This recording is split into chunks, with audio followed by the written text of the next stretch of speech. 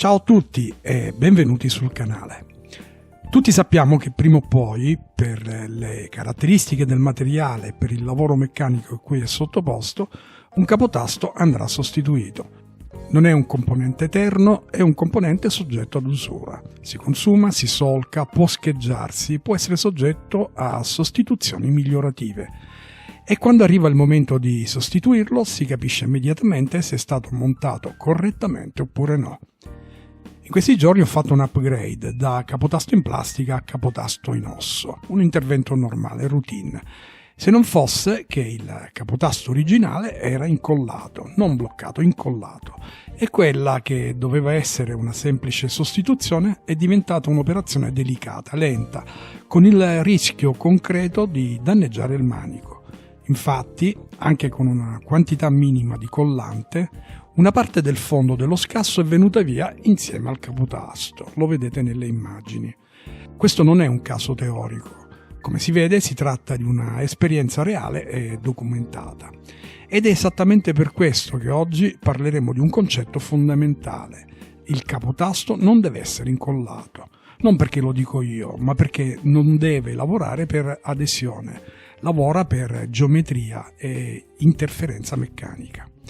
Quando uno scasso è realizzato correttamente, con pareti parallele e fondo planare, il capotasto deve entrare con una leggerissima interferenza, parliamo di centesimi di millimetro. Non deve cadere dentro, non deve avere gioco laterale, non deve poter oscillare, ma non deve nemmeno essere preso a martellate per inserirlo. Nel mio caso, per inserire il nuovo capotasto in osso, ho dovuto esercitare una pressione decisa, veramente decisa, con i polpastrelli, solo con le dita. Nessun martello, nessuna forzatura brutale, ma nemmeno gioco. E vi assicuro che, una volta in sede, non si muoverà più, neanche di un decimo, anzi, il vero problema diventerà toglierlo senza danneggiarlo. Ed è esattamente questo il punto. Se un capotasto è montato correttamente, con una minima interferenza controllata, non ha alcun bisogno di colla, perché le corde esercitano già una componente di forza verticale verso il fondo della sede ed una componente orizzontale sempre presente verso la parete lato tastiera. Il capotasto in pratica viene sempre spinto contemporaneamente contro almeno due piani della sede e stabilizzato dalla tensione stessa dello strumento.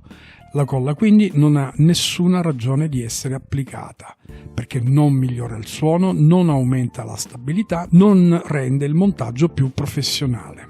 Aggiunge solo un vincolo che prima o poi diventerà un problema, così come abbiamo visto, perché anche se presente in quantità minima è destinata a penetrare nella fibra del legno e quando andremo a rimuovere il capotasto non staccheremo la plastica dal legno ma il legno stesso perché è impregnato di adesivo ed il risultato sarà quello che abbiamo visto, una porzione di fondo che si stacca, un danno che non sarebbe mai dovuto accadere e che allungherà e di molto quella che doveva essere un lavoretto di routine, perché dovremo rimuovere i residui di colla dalla sede per poi stuccare per ripristinare la planarità delle superfici.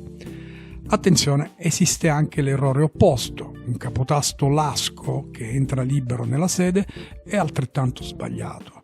Se c'è gioco laterale, il capotasto può muoversi, può disallinearsi, può vibrare, può alterare le microdinamiche di intonazione. Il capotasto non deve quindi essere né incollato né flottante, deve essere accoppiato, un accoppiamento meccanico controllato, con geometria corretta e tolleranza precisa. Se serve la colla per tenerlo fermo, il problema non è l'assenza di colla, il problema è la lavorazione della sede o del capotasto. Ed il capotasto, che è un componente soggetto a manutenzione, va pensato per poter essere rimosso in modo pulito. Ogni intervento strutturale che ne complica la sostituzione è un errore progettuale o esecutivo. Quello che è successo in questa sostituzione non è stato causato da un difetto del materiale, è stato causato da un'abitudine, l'abitudine di incollare. Ma l'abitudine non può sostituirsi alla meccanica e la colla non può sostituirsi alla precisione. perché un capotasto montato correttamente resterà in sede per interferenza, non per adesione.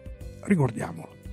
Il capotasto non è un elemento da fissare, è un elemento da accoppiare e quando è accoppiato bene non si muoverà più, anzi. Se pensi che questo video sia stato utile, perché non lasciare un like ed iscriversi al canale? Sarebbe un bel modo di apprezzare il lavoro svolto finora per realizzarlo. In ogni caso grazie e arrivederci al prossimo video. Ciao!